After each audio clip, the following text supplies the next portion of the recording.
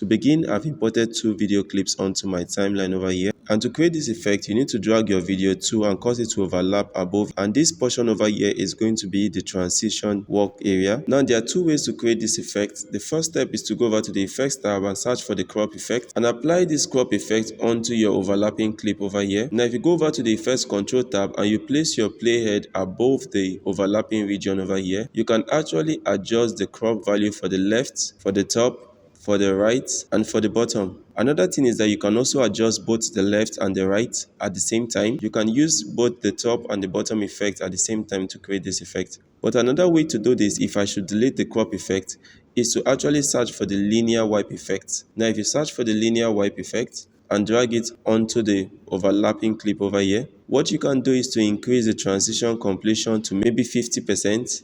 And now you can change the transition angle, and this way you are going to have an angular crop effect. So let me take this out once more, and I'm going to show you how to create this crop transition using the crop effect. To do this, I've placed my crop effect once more onto my top clip over here. Now under effects control and under the crop effect, I'm going to select the right properties over here.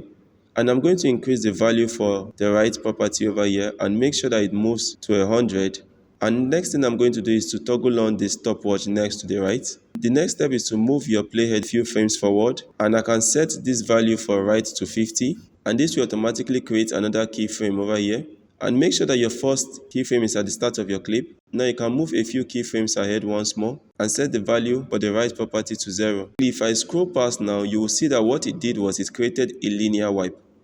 But if you want it to be a crop transition, what you need to do is to select all three keyframes over here, right click, and change it from linear to hold.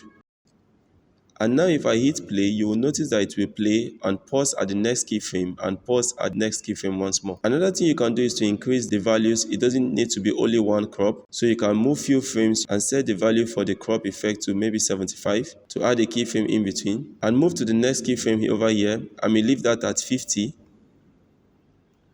And move in between once more and set another keyframe at maybe 25. And leave the last keyframe at 0. So if I go back now and hit play, you can see what we have created. And that's it guys on how to create this crop transition effect in Premiere Pro. Thank you guys for watching, and see you in my next tutorial tomorrow.